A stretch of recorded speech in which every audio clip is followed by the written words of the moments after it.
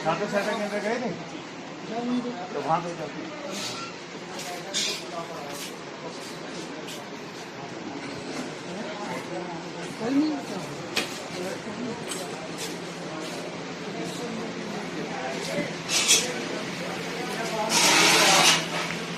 आप उसके लिए मैं पूछ रहा है कितने बताया आपने उससे वो भी कर रहा है। हाँ जी मैडम कितने फॉर्म कर देते हो एक दिन में? आपको पूछा था मैंने कि एवरेज कितने फॉर्म कर लेते हो एक दिन में? नहीं पता? अरे बता दो, संख्या बता दो लगभग में। हाँ जी अरे कितने कर लेते हो? एक बता दें 400 करीब बता देंगे। इसको पुलिस को करने के साथ अभी वो तो नहीं है हमारे सर इतनी गर्मी में काम कर रहे हैं सर, इतनी गर्मी में काम कर रहे हैं सर। कोई बात नहीं, गर्मी में काम जब आप काम करेंगे तो आपको गर्मी नहीं लगेगी। नहीं आपको जब काम करेंगे तो गर्मी नहीं लगेगी आपको। हाँ बस काम में जब ध्यान चला जाता है तो आपको ये भी पता नहीं लगता पंखा चल रहा है या नहीं चल रहा, आपको प्यास भी नहीं लगती। चलिए छात्र सहायता केंद्र के लिए फोर्स कीजिए। सर बच्चे वो अपने जो कैंपस के सीनियरों से बात कराते हैं, कोई किससे बात कराने लगता है। नहीं तो वो आप सुनते होंगे ना फिर उनकी बात। नहीं तो सर वो तो रजिस्ट्रार सर की वो कहने लगते हैं ना कि हम रजिस्ट्रार सर साइन करा के लाए, ऐसे कहने लगते हैं सर। रजिस्ट्रार साहब के साइन के लिए मैं तो क्या कहूँगा उनको, लेकिन आप फिर भी उनको समझाइए कि छात्र सहायता केंद्र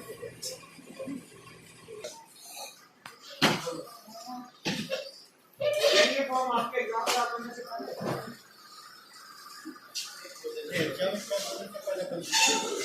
नहीं होंगे सर, स्कूटर नहीं होगा करनी पड़ेगी। हाँ तो साहब ने ठीक है करो, आपका कोई काम नहीं है तो आप जाओ।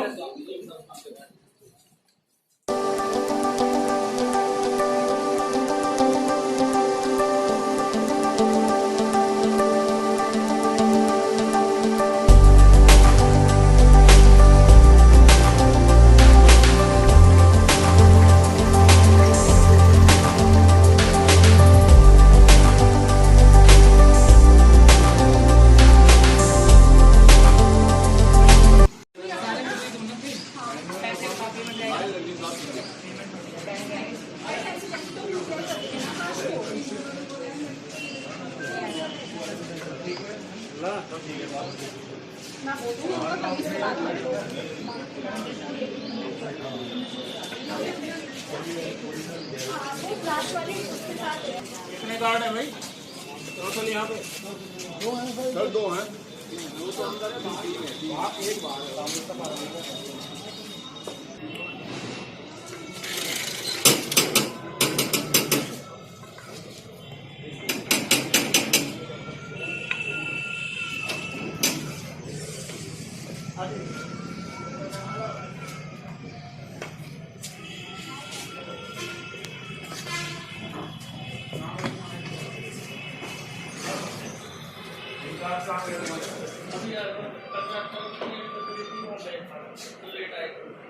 वीडियो बता रही है क्या कोई पिता से किस बात तो सारा यूनिवर्सिटी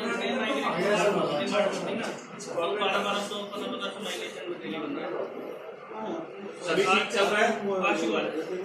नहीं आशीर्वाद मुझे नहीं चाहिए, बच्चों का आशीर्वाद लो आप। ठीक है आप बच्चों का काम करो, सब ठीक ठाक होना चाहिए। डेली नाइट में 11 o'clock नहीं वो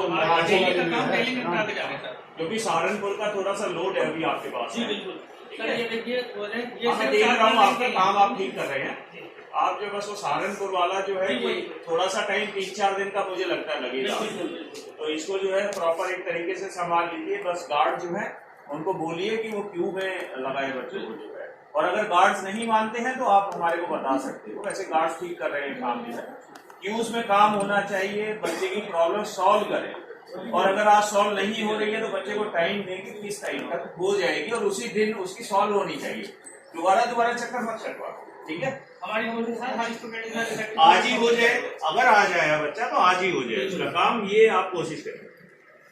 एक सराहनीय कार्य है जो देखने को मिला, आपने दौड़ा कर दलालों को भगाया, तो आप उस संबंध में आप क्या कहना चाहेंगे? देखिए, पहले तो मैं ये कहूँगा कि दलाली का अड्डा तो नहीं है, क्योंकि हमारी माननीय कुलपति महोदया जी जब से आई हैं तब से बहुत अच्छे कार्य हो रहे हैं और बहुत सख्ती भी बरती जा रही है, बहुत अनुशासन का पालन भी किया जा रहा है।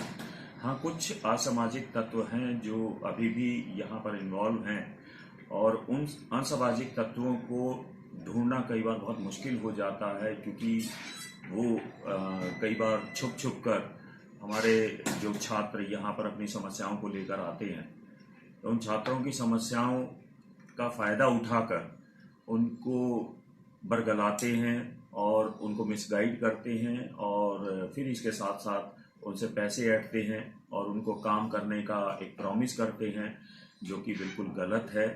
और जो उनको प्रॉमिस करते हैं इस तरह से वो काम नहीं करवा सकते, क्योंकि जो भी छात्र आते हैं हम उनकी पूरी आईडी चेक करते हैं, बिना आईडी के नहीं हो सकता। लेकिन यहाँ पर कुछ ऐसा सुनने में आया है कि कुछ असामाजिक तत्व जो कि छात्रों से पैसे लेते हैं और पैसे लेकर वो भाग जाते हैं। भाग इसलिए जाते हैं क्योंकि उनका काम यहाँ पर नहीं हो सकता, क्योंकि उनके पास में कोई आईडी नहीं होता। हमने कल एक कार्यवाही की, हमने बड़ी सोची समझी कार्यवाही की। सुबह छात्र सहायता केंद्र पर गए, परीक्षा विभाग में गए, इसी तरह से गोपनीय विभाग की डिफरेंट विंडोज़ पर गए और वहाँ पर हमने सभी की आईडीज़ चेक की, सभी के फॉर्म्स चेक किए। फॉर्म्स इसलिए चेक किए, हम ये देखना चाहते थे कि क्या वाकई में ही छात्र अपनी समस्याओं के साथ आए हैं या नहीं आए। कुछ छात्र हमें ऐसे लगे जो कि बिना फॉर्म के थे, वैसे ही घूम रहे थे। हमने उन्हें पकड़ा और फिलहाल प्रथम दृष्टया हमने उन्हें चेतावनी दी है और बहुत सख्त चेतावनी दी है कि यदि वो इस परिसर में दिखाई देंगे तो हम उनके खिलाफ कार्रवाई करेंगे और इनके बाद हो सका तो हम इनकी एफआईआर भी करवाएंगे और इनको बिल्कुल बख्शा नहीं जाएगा। किसी भी कीमत पर हम इस तरह का कार्य अपनी यूनिवर्सिटी के अंदर नहीं होने देंगे। यूनिवर्सिटी की गरिमा को बरकरार रखना चाहते हैं हम। सर, ऐसा सुना जाता है कि ये जो कुछ दिनों तक के लिए कार्रवाई होती है, फिर एक ऐसी ही नॉर्मल वे में ये सब चल जाता है, तो इस पर आप क्या कहेंगे? देखिए, हम इसको कॉन्टिन्यूअस रखेंगे। आप बिल्कुल ठीक कह रहे हैं। कई बार कुछ विश्वविद्यालय या कुछ जगह ऐसी होती हैं जहाँ पर फॉर द टाइम बीइंग ये चीज़ें होती हैं, लेकिन अब बिल्कुल भी हम ऐसा नहीं करने जा रहे हैं। हम इसको कॉन्टिन्यूटी बनाए रखेंगे और टाइम टू टाइम इसकी चेकिंग की जाएगी। परिसर में, छात्र सहायता केंद्र पर भी, परीक्षा विभाग में भी, गोपनीय विभाग में भी, या फिर किसी और जगह पे भी जहां पर हमारे बहुत सेंसिटिव काम चल रहे हैं, उन जगह पर टाइम टू टाइम हम विजिट करेंगे। यदि हमें कोई असामाजिक तत्व मिलता है तो बहुत सख्त कार्रवाई की जाएगी। मैं इसीलिए उन असामाजिक तत्वों को भी कहना चाहता हूँ, उनको एक चेतावनी भी देना चाहता हूँ कि वो अब इस परिसर के अंदर विजिट ना करें। वो उनके लिए भले के लिए ही होगा, वरना हम उनके खिलाफ बहुत सख्त कार्रवाई करने जा रहे हैं। जैसे सर, अक्सर देखा जाता है कि छात्र और छात्राएं अपनी मार्कशीट या डिग्री बनवाने के लिए, जल्दी से जल्दी बनवाने के लिए वो पैसा दे देते हैं, तो छात्र छात्राओं के लिए आप क्या कहना चाहेंगे? छात्र छात्राओं के लिए वो प्रॉपर प्रोसेस से आए, हमारे काम हो रहे हैं।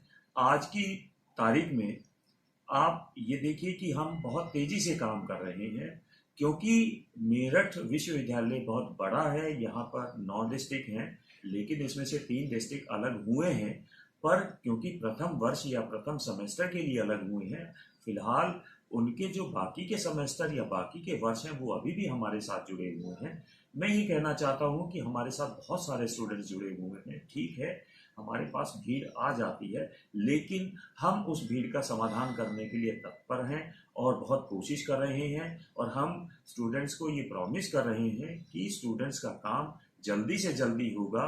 मैं इनको ये भी कहना चाहता हूँ, छात्रों को ये भी कहना चाहता हूँ कि वो एडम ब्लॉक में आने की बजाय छात्र सहायता केंद्र पर अपने फॉर्म देकर जाएं। हमारी टीम काम कर रही है, उन्हें विश्वास होना चाहिए। जो टीम हमारी छात्र सहायता केंद्र पर है वो बहुत अच्छे से काम कर रही है और वहां विंडो पर जाकर वो अपना फॉर्म जमा करें और वहां से उनका कार्य जल्दी से जल्दी होगा।